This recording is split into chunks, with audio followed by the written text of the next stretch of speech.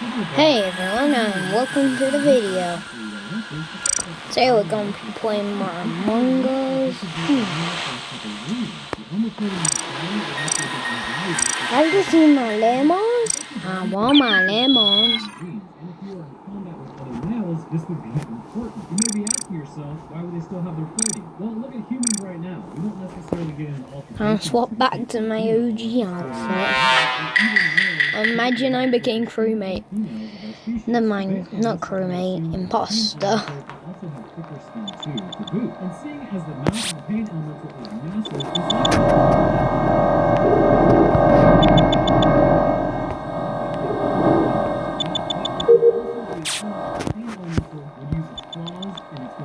days, and these have now shown back up. Based on these things, I would have to assume that the tackle demon is human.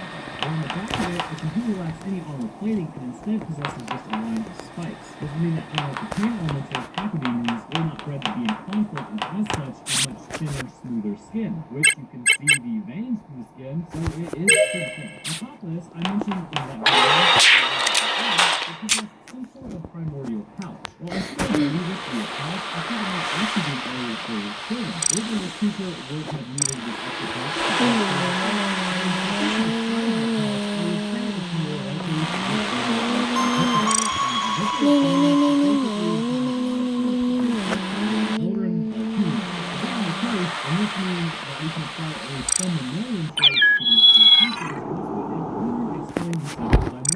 So to summarize, the pain elemental is the male of its species, and the tackle demon is the female of its species. Again, this is just speculation based on clues that we can see, and I know I can hear you now though. You're saying, no, it was true in the Umbral Plains, my guy. You've been hitting the coffee again, haven't you? Well, yes to all of them. But check it out. Its creation of the Umbral Plains is much like any other demon stemming from any other species. Your creation doesn't mean that you didn't exist before. And also, as stated, the worst punishments are reserved for those who fight back, much like the carcass demon. So here's what I believe. Due to the pain elemental's natural propensity to fight amongst other males at one point in time in their sexual dimorphism, their own fate can be paralleled with that of humanity. I believe that the pain elemental didn't just fight like an animal, but instead fought well and with strategy. I also believe that it's likely the males were doing fighting. Because of this, after they were conquered in terms of demons, their fate would be one of eternal agony. Though we work the soul forge and basically keep the souls inside of them and endure constant pain and suffering. Tackle demons, who likely didn't fight as much, were still changed, but did not end up with the same kind of fate as their male counterparts. Now, I will say this, when the chips are down, the species would likely fight to the last man, woman, and child. But if it can't... As Earth was continually ransacked by the insatiable horde of demons of Doom Eternal, in an effort to stem the flow, the Doomslayer would have to go back to where it all began. People who had translated across the cosmos had dropped into a planet of aliens who, although humanoid in structuring, were much more on par with the massive strength of the Doom Guy, at least in the soul capacity. In the early years of living with these night settlers, the Doom Guy was confined to an arena where criminals were sent in order to retain some of their honor, and then ultimately, if they won, their prize was to be sent out into the battlefield to meet their ends. The arena used to be a starkly honorable area, used to separate the worthy from the unworthy in night mythology. However, as expected, the hell energy that slowly corrupt the makers would ultimately do the same to the night settlers and begin to change the usage of the arena. Leaving behind its glorious past, eventually combatants were replaced by demons and ill-equipped night settlers. As this insidious energy began creeping across the species as it has done for every other planet, their goals became more focused on the shedding of blood. The Hell Priest would go on to turn the arena into a blood-sport area and release a massive demon known as the Gladiator to tear anyone down that helped push to the end. Despite civil war taking place and half the night settlers being trapped in hell to fight the last man, the sport would still continue. Which brings us to where we are now. With the effort of Doomslayer to stop the demons, he would have to go... I'm hoping we get an imposter game. Here is where he would find the Gladiator waiting for him. This beastly creature towers over most other demons in stature, but has a few clues on its body showing kind of where it may have come from and what it might have been related to more specifically. So today we'll be covering the Gladiator as expected and attempt to draw out some more of its lore and origins. You know that feeling when you're going for your personal best? During the invasion of Mars in June 2016 and the subsequent invasion of every continent on Earth except for Australia for some reason, I guess because likely it's already hell on Earth down there, the creature would choose to hunt down humans in solitude with speed and ferocity well beyond the reaction times of those processes in the brain. This would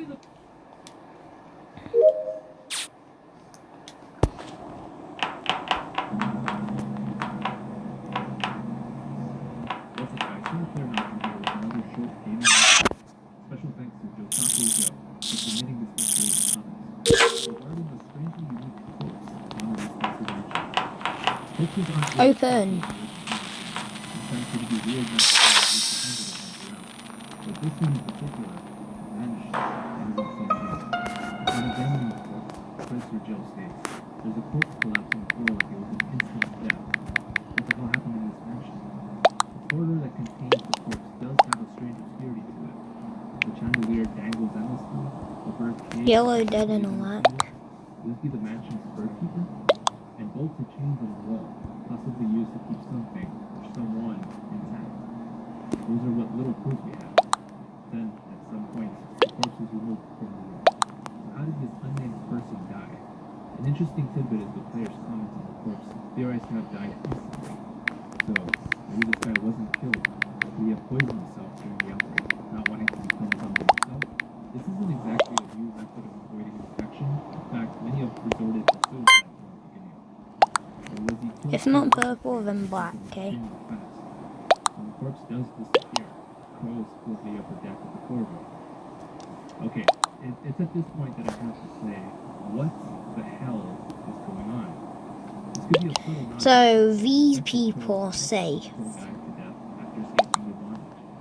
Those are a few explanations as to how this guy ended up there, but we still don't know why or how he disappeared. I decided to conduct some gameplay to figure out at which exact point the corpse disappeared. Item needs to be picked up, or is it simply time? It was really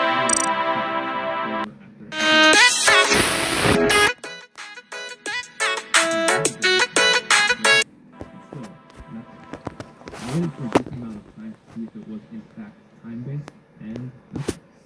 It wasn't until I placed the arrowhead on the tomb and picked up the sword key when, there it is, the corpse vanished and the crows flooded the corridor. Is this at all significant in trying to find out where the corpse headed to? Well, for starters, the most probable explanation is that the corpse turns into a zombie and roams around in another part of the game. Now, if it disappears by the time we get our hands on the sword key, any zombie we couldn't have had access to can't be the corpse zombie. So if the corpse does come back infected, it has to be one of the two zombies found before the sword key doors, the second floor zombie. This guy is quite literally a copy of the model as dead guy. And unfortunately, the corpse is still in the corridor even upon getting to the second floor. It's not him.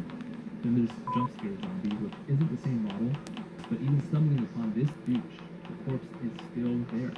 So there's no real way to pinpoint which zombie in the mansion is our vanishing corpse. This can literally be any of them, which is the most likely explanation, but as of now, it seems to be unsolvable. It's still an interesting aspect that isn't really explored in Resident Evil, a sort of paranormal situation. Hell, this thing completely disappeared and isn't placed in the spotlight. There's no obvious explanation as to what happened to it. I wouldn't say it's a hallucination of some sort, but there's no definitive proof that the dead guy was actually infected. What happened to the disappearing corpse? Was he infected or not? Comment down below your thoughts as well as any suggestions for other mysteries. Don't forget to like and subscribe.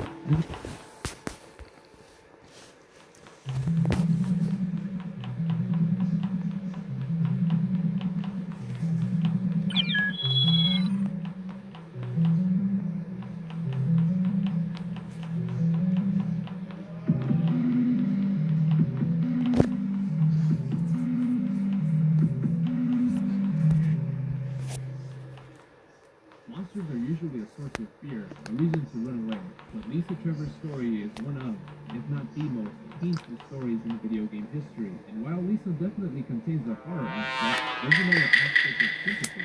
And when these two aspects collide, they create an extremely three-dimensional character. At 45 years of age, Lisa Trevor's physical appearance has deteriorated over time. Her hunched back and elongated arms squeeze downward. Her animal-like posture is the result of not only the virus given to her at a young age, but the shackles placed on her wrists and ankles during captivity have also contributed to her ape-like movements. Lisa's only recognizable piece of clothing is that decaying hospital gown. Now, what isn't obviously recognizable is the mask tape on Lisa's human victim's faces, almost entirely covers up her head. Now, all these details are pretty gruesome. Lisa's only real benefit from being injected with viruses is that she's nearly immortal, as regular firearms hardly do any damage. So, you've seen the monster. Now, how exactly did a typical 14-year-old girl transform into this? Lisa Trevor was born in 1953 to George and Jessica Trevor. Lisa's father, George, was a talented About a boy. known for his expertise in booby traps and puzzles. George was a wealthy pharmaceutical founder known as Oswald Spencer. Oswald was asked to hire George for a tax unbeknownst to George, the underground lab would be home to extremely inhumane and certainly illegal experiments. By 1967, the mansion complex was completed. With Oswald not needing George anymore, he decides to kill him because, well, George is the only other person that knew about the secret lab and all of the mansion's puzzles and traps. But instead of simply killing George, Oswald knows he needed to eliminate the entire Trevor family. Oswald invites the Trevor family for a tour of the mansion. At 14 years of age, Lisa and her mother Jessica arrive at the mansion, and while everything seems to be going perfectly normal, Lisa's mother Jessica begins to understand what's really going on. Oswald Spencer orders his men to capture Lisa and Jessica, sending them away to the underground lab to forcefully become experiment subjects. A few days later, George arrives in the mansion and notices that his family is nowhere to be seen. He quickly runs away from Oswald's men, successfully hiding in one of the many hidden passages George built himself. George was able to hide for quite Why some time. me? Puzzle building knowledge got the better of him, Legit, and why accidentally me? a corridor where he can no longer escape. Is it because I had to play Dr. Mass? Final thoughts in his journal, which That's quickly racist. finds They voted out the black guy. George died. George writes, I've decided to escape. Jessica, Lisa, I pray you are safe. Unfortunately for George, Lisa and Jessica Trevor were far from safe. While George was still alive and trying to escape from the lab, his family were being held captive and tortured in the underground lab of Lisa and Lisa and her mother Jessica were eventually released from the lab and given to two different versions of the virus and her mother Jessica was never for the virus, and her father was tortured by his family. Because of this, Jessica was taken by the Lisa group. At such a young age, Lisa's parents were murdered, but she still belongs to her parents' murderers, being used as a guinea pig for various amounts of viruses and tests. Eventually, Lisa began to experiment with the viruses and the Lisa state of randomly experiment, which made further testing of Lisa harder. As researchers began sending in imposters as Lisa's parents, which, by the way, yeah, pretty fucked up. Lisa, being under heavy doses of unknown viruses, still recognized that the imposter parents weren't her real parents. She began killing set after set of imposter parents, removing their faces and stitching together a mask comprised of human skin. Lisa patiently waited for the day that her real mother would come back, so that she could give Lisa her face back as the flesh on her head began to decay as a result of the testing. Virus after virus, Lisa survived them all, which sparked an interest as a researcher. The testing began giving Lisa her soul back. Lisa handled those tests very well and survived them all, but it also made her suspicious and agitated. With Lisa no longer being on the roof and her mind addressing things to Lisa Trevor was killed in 1995 after nearly 30 years of imprisonment. But little did the researchers know about how immensely powerful a monster was created in Lisa Trevor. He actually survived her initial flame. This began the realization that after all that suffering and maltreatment, Lisa was nearly immortal. She could always no damage to violence, even a bomb could have killed Lisa. Lisa would then hide out in a cabin near the mansion, hoping to eventually find her mother. Yeah, I'm talking about you. 3 years after Lisa's supposed disposal, the SARS squad arrives at the mansion to investigate strange incidents in the area. This is when the protagonist and his sister Blair Alright. for 3 years. Dear passengers, it is the departure time for the vehicle. Please take your seats. Alright, let's do this. Round 3.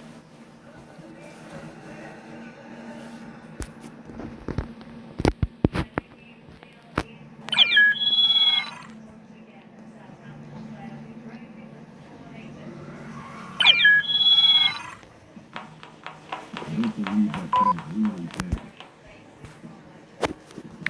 Leave this place up to me. Go on. Storm, because whoever votes for it, they automatically think, oh, that person's imposter. It's the brilliant writing that makes everything work so well. The most interesting that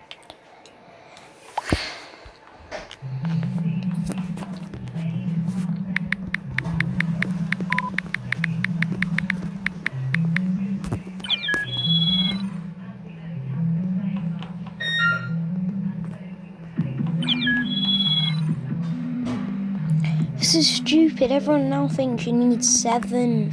You need max amount of players to play the game.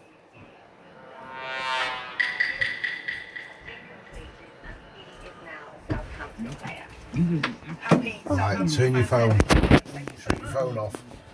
Right, and when you finish what you're doing, finish what you're doing first. Yeah, then shut your phone, lock it, and just lay down and watch telly, yeah? Right. Okay, guys. After a few more rounds, I have to get off. Night time. Unfortunately for lickers, though, they're completely blind. Their brains are heavily expanded to the point of blocking their line of sight. But as a common occurrence, the loss of sight makes their hearing immensely improved, which goes hand in hand in its predatory habits. The lickers' most prevalent feature is that slimy climbing tongue they reaches far, far from its mouth. That tongue is so powerful it can easily pierce victims and even decapitate some unlucky bastards. But how exactly are these creatures born? First, we have a typical everyday zombie. Eventually, that zombie is going to run out of brains to eat, and once it does, it ironically dies from starvation. A mutation begins, and a licker is born. It answers the question of what actually happens when a zombie dies, and the obvious answer is that all those cells that have been experimented on, all that hazmat activity will continue expanding, leading to a horrifying mutation. It's important to note that this occurrence only happens to a few zombies every now and then. Now, although lickers are somewhat of a miraculous occurrence through some fucked up science, they weren't completely unexpected. Around 1998, Umbrella researchers saw the mutation early before lickers were an actual possibility. At some point during all that shady research, the first prototype lickers were born and were seen as a potential bioorganic weapon. Now, the intriguing thing is, lickers were never given a code name or a nickname while they were being experimented on. So, how exactly did they receive that name? The Raccoon City outbreak occurred, and with more and more zombies roaming the streets, more potential lickers waited their turn to join the party. The nickname Licker was coined by a group of surviving Raccoon police officers who saw their fellow comrades get slaughtered by the unidentified beast. It was in this very police department that lickers were given that famous nickname. With more and more lickers roaming Raccoon City, the possibility of exposing their already mutated cells to even more deadlier gases became apparent. Evolved lickers were born by breathing in the chemical compounds of the gas that kills infected plants, giving them that reptilian skin armor and making them even tougher. These no longer naked lickers were obviously deadlier than their predecessors, but they were still good. With the nuclear of Raccoon City, so too borrowed lickers, wiping them out completely. But that didn't mean that eventually some fucked up individuals known as Albert Webster would see the value behind such predatory beauty. Around the time of Resident Evil 5, lickers were reborn and reprogrammed, this time in a laboratory setting known as TriCell. These lickers would be known as the licker beta stage and were given upgrades such as, oh yes, being able to reproduce. Finally, all that disgusting sexual energy finds a way out. The TriCell researchers known as Miguel gives his thoughts behind the process and marketability of these newly evolved lickers. He believes that these lickers are at a dead end in terms of improvements, with the only real breakthrough being an increased sense of smell. They're colorblind, and Miguel refers to them as ugly as shit, which, kudos, Miguel. He notes the high demand for lickers in the BLW market, giving the impression that there were many buyers behind such a predator. In conclusion, lickers are incredibly terrifying creatures that were bred because science intended it. We all know how the food chain works, I hope, and lickers were a natural-born predator, given how sneaky they can be. What's your favorite licker moment from the Resident Evil series? Comment below, and if you'd like to see more lore videos on other creatures, I'm open to suggestions. Leave a like if you enjoyed, thanks for watching, and as always, stay single. Let me just hang out with these.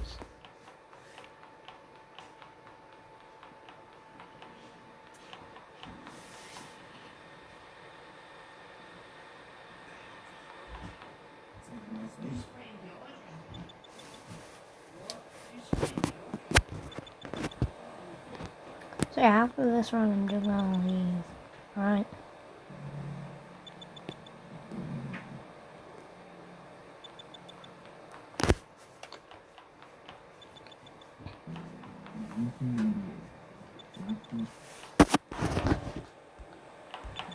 Roadhouse the European out of these liberals. Go for it. 10 out of 10 would recommend. Now, enemies can be real bullet sponges sometimes, so try to aim for their heads, but just FYI. Enemies have a thing for not dying when they're dead, and sometimes grow a demonic pasta head that is just bad news for everybody. So just keep aiming at their heads.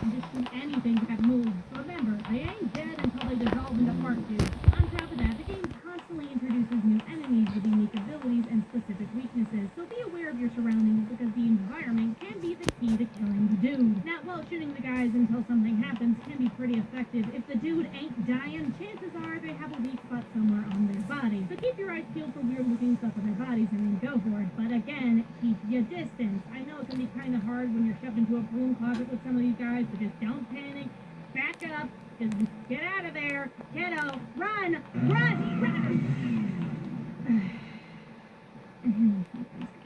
Okay, so like I said, RE4 is a heavy gameplay experience, and there is a lot of hot, fresh challenge and mechanics the game throws at you. Once again, the mission is just to save Ashley, everyone's favorite bundle of sunshine, but you find her pretty early on in the game, and that's where things get fun. Once you meet up with Ashley, she's going to be by your side about 80% of the game. But the catch with her is that if she dies, it's game over. Say hello to the world's lamest escort mission, kids, but be real, she isn't that bad. Ashley will follow you around with a lot of talking, and the great experience to keep her out of trouble, and more importantly, out of your goddamn gang way. Give me some personal space, lady, jeez! But it's best to keep Ashley away from the action as much as possible and clear the area of enemies first, since she has the endurance of a candle and a gentle summer's day breeze to tear the poor girl in half. But you have the option to make her follow you, make her wait where she is, or my personal favorite, make her hide in a dumpster where she belongs. But enemies will try to pick her up and take her away, and if they manage to leave the area with her, it's also a game over. And while the bees move rather slowly, it's best to just keep her out of the way in general, since all Ashley can really do is just stand there like a big dope and practice her white privilege. Now, occasionally you'll have to protect Ashley while he does some stuff, since she's small enough to reach certain areas that only one can.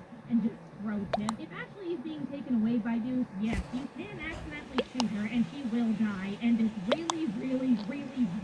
really awkward. So no joking around with that thing, kiddo, because remember, guns don't kill people, Leon kills people. Now, Ashley is pretty easy to handle for the most part, but she is not the most obnoxious thing in the game, let me tell you. I pray to God you have fast reflexes, because RE4 has tons of random quick time events that make me want to poke my pants every time. Listen, these things are kind of all over the place, but they are incredibly punishing if you mess them up. And lordy, these quick time events are quick, so be on red alert all the time and get ready to slam them puns. Holy shit! The most I can say is expect a lot of QTs and bosses, but also cutscenes. Yeah, no movie time for you, sweetie. There is no relaxing ever. Never put your controller down, because RE4 doesn't really care if you like heat wings during cutscenes. You gotta be ready every second all the time, or else you're gonna get all panicky and cover your controller in sauce, and then get an early game over and miss it anyway. God dang it! Okay, so like I said, guns.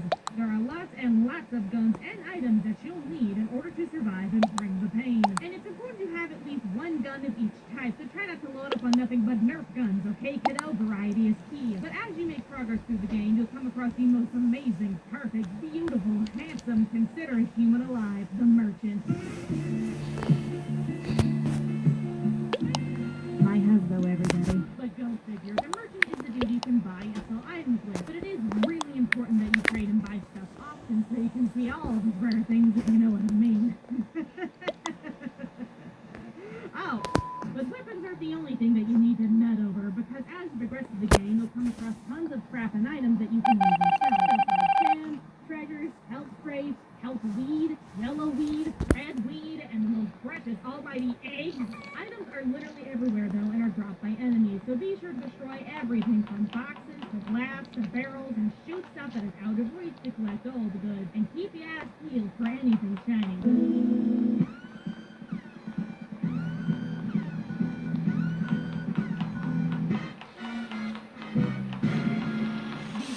Sell your crap water for spring brackets are going to keep you company at night. But if you get items that seem like they could be a part of the set, you don't want to them until you give them mighty items and then sell them to the big bucks. Also, try not to get crushes in your weapons, because selling old weapons to buy better new ones is the way to go. So I'm sorry, kiddo, you need to let her go. It's time to move on. You can also purchase upgrades for your weapons, but I recommend not going overboard with this and only upgrading weapons as needed, because, again, you'll probably be ditching them for better ones later down the line. But if you want to know the best upgrades and the best weapons and how to get all the best gear, link below, because someone is going to yell at me about what gun is the best. You'll just think you're so clever, don't you? But with that being said, just saying, the shotgun is really freaking good, and so my best friend may really just hang on to this and upgrade it, because, oh my god, it just blows right through, dude.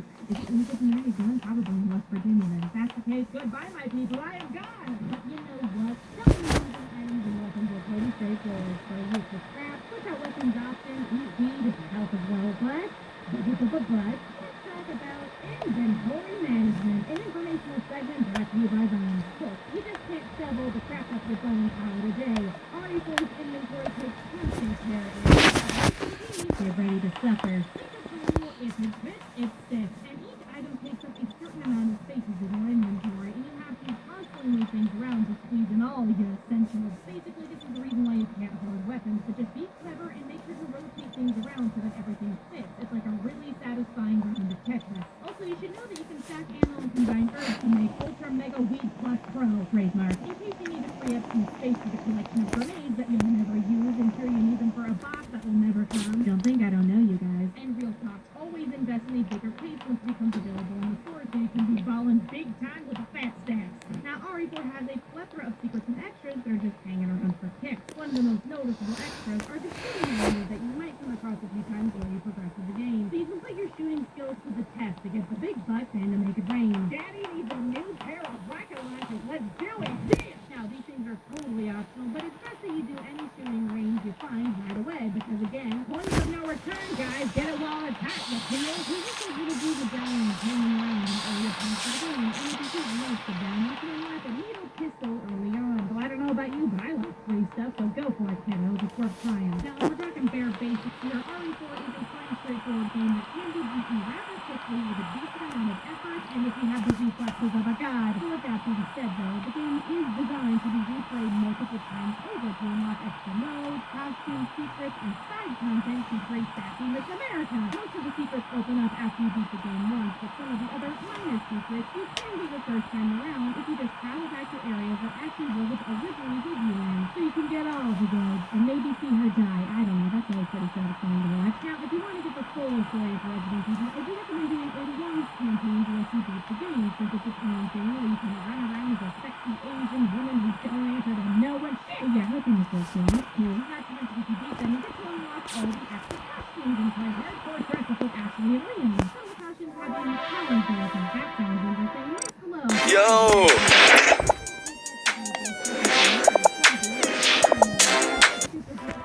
I hate myself mode. If you're looking for a challenge and something to prove, and there's also new rounds, which actually extended New Game Plus, and you play the game again with all of your past equipment. And over at the Buns Research Division, I can't draw that. we have discovered that the more cool stuff you have, the funner it is. So go out there and have some fun, you wacky kids with your technology and video games and murder. Go out there and kill something.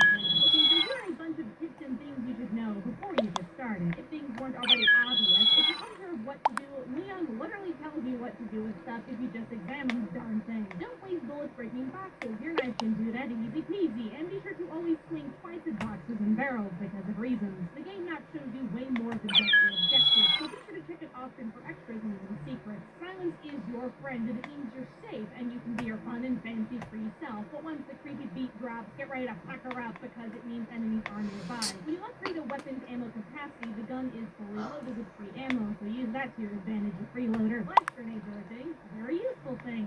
Don't be stupid and use them, you dingus. You can shoot dynamite out of enemies' hands for some good old-fashioned fireworks. Yeah. Make an effort to purchase the treasure map from the merchant when you get the chance. It's a solid investment, 10 out of 10. If you're walking around and you see a dog in need, help that doggo or else we aren't friends anymore. Well, there is a checkpoint, but you have to save a lot of the typewriters because you never know. Okay, that's the game.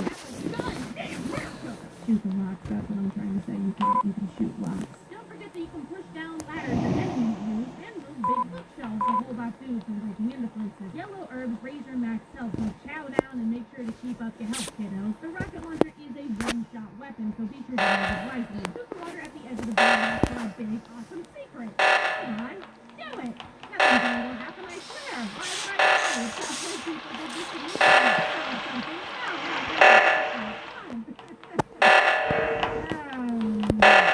I'm still upset about it, you think it's a prank. Because rotating around to yes, in order to switch the weapon, you have to go into the inventory and select the weapon every goshly dang time. Isn't your something? There may be that could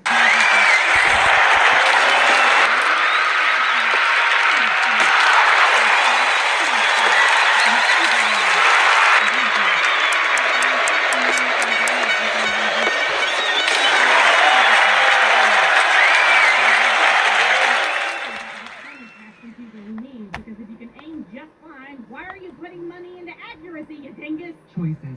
So while RE4 shook up the Resident Evil formula to a crazy degree.